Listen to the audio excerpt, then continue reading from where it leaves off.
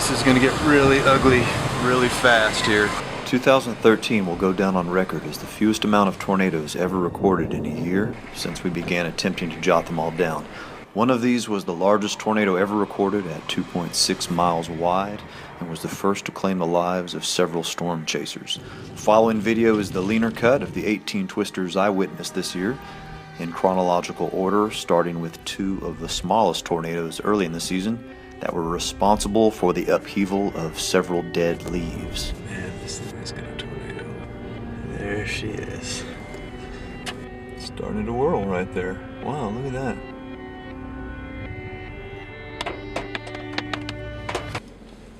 Prairie dog farts are bigger than that. It wasn't until mid-May that Mother Nature finally awoke from her cold hangover, and on the wrong side of the bed. Chasing May 17th, 18th, 19th, and 20th would yield photogenic tornadoes 4 days in a row, each stronger than the last.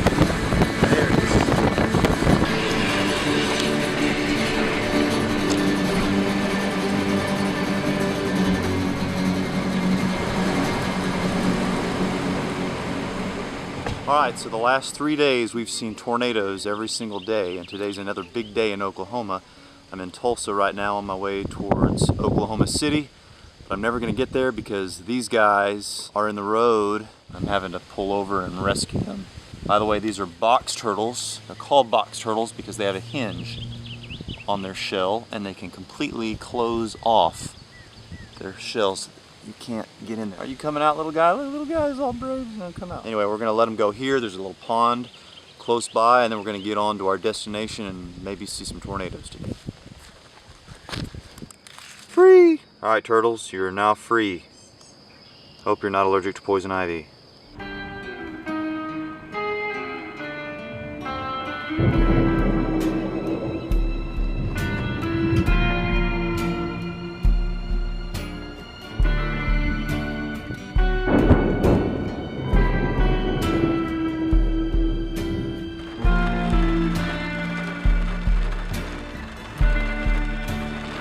Rapid rotation right there. We've got more rapid rotation right there.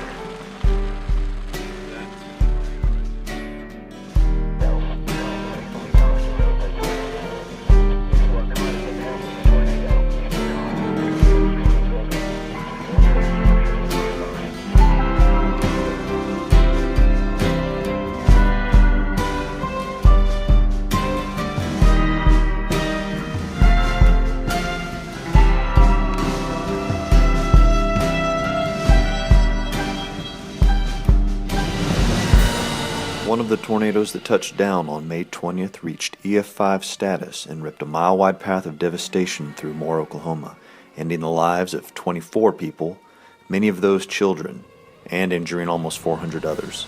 100 people were rescued from rubble, and 11 days later, a tornado more than twice this one's size would touch down less than 30 miles from this location and go on record as the widest tornado ever recorded.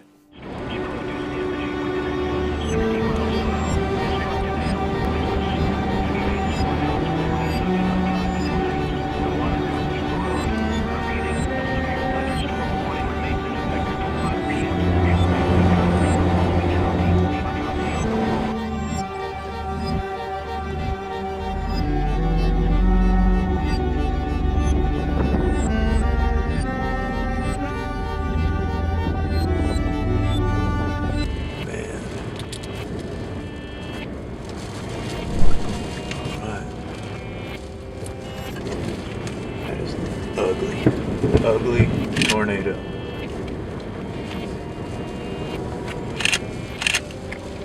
Man. Look at the size of that monster. Jesus. There it goes. Look at that.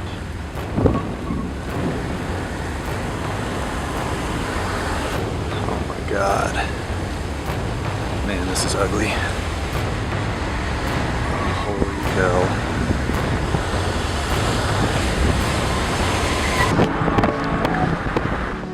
At this point, the tornado is near peak width. Giant subvortices dangling around its perimeter, were deceitful to many, believing they were the bulk of the threat. However, the much bigger picture was a grossly distorted monster, creating an unimaginable swath of tornado-force winds. The strongest tornadoes with wind measurements over 200 miles per hour earn a rare EF5 rating. A Doppler radar positioned nearby measured winds in excess of 296 miles per hour, currently the second highest winds ever measured worldwide. National Weather Service policy for determining EF ratings, however, is based on surveys of ground damage. And because this tornado meandered through rural areas and did not impact many structures, it was only given an EF3 rating. So basically, if the core of a tornado harboring winds over 200 miles per hour doesn't impact any structures, but its outer bands knock down the lawn chair you left out at the fishing hole, that tornado is an EF0.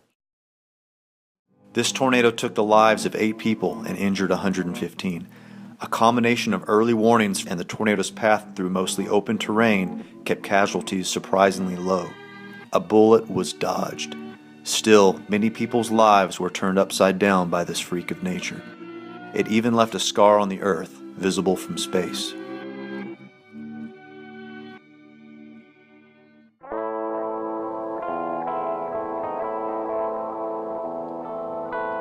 There's a tornado in there. I need to call that in. After teasing me for hours, this storm finally decided to drop a ropey tornado in the one part of the county with blocking trees. But while chasing out here, it's not all about bagging scary tornadoes. If there are no supercells, there's a good chance for mind-blowing electric storms to marvel.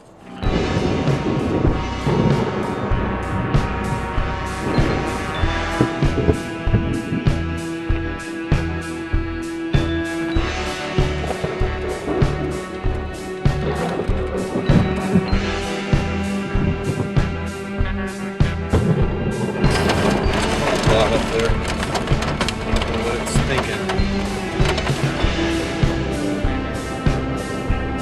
Wow.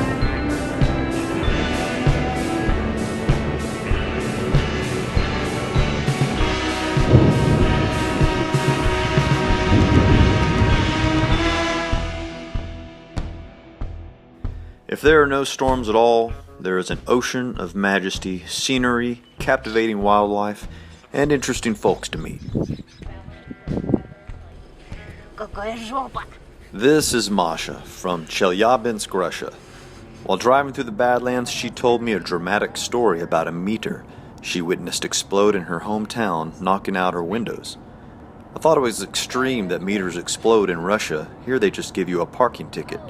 When I realized she was trying to say meteor, the story made more sense. I think much more better. While trying to snag a picture of a historic landmark, I drove through this field, which turned out to be this guy's crops. I was hoofing it up a fence line when he rode up and said, "Howdy, Texan." I said, "Howdy. How'd you know I was from Texas?" He said, "Because Texans can't drive worth a shit."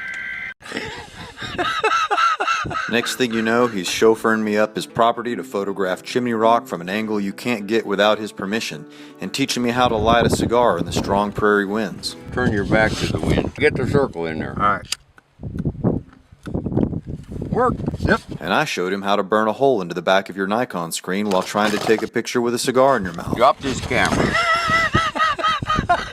Gordon told me awesome stories about the tough times on the Oregon Trail, covered wagon trains, and people eating people. Out here on the prairies there was no trees. So that's why they gathered the buffalo chips for their campfires to cook over. So they say, "How you know where those cow chips are buffalo chips?" I said, "Well, you have to taste them to know." Give me another cigar out there. You have to add a little bullshit to fun. That's all there is to it. For 30 years, Gordon directed covered wagon train reenactments down the Oregon Trail, and odds are you've seen him on TV or heard his voice on a documentary. Cactus, you probably got them in Texas too. But of course they'll be bigger than I can only hope I'm as cool and tough as Gordon when I'm 60. Oh yeah. And by the way, he's 80. What the hell have I got myself into today?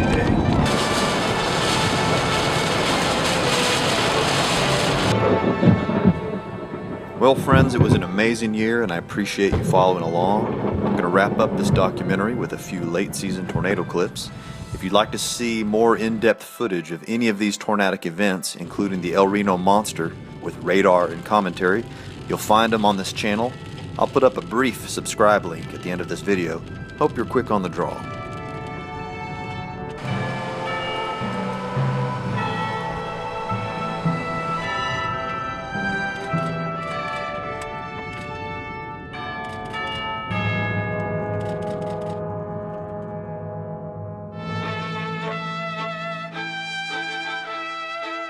You're too slow. This storm chase was sponsored by Velvet Slipper Radio, powered by the Radio A Go Go Radio Network.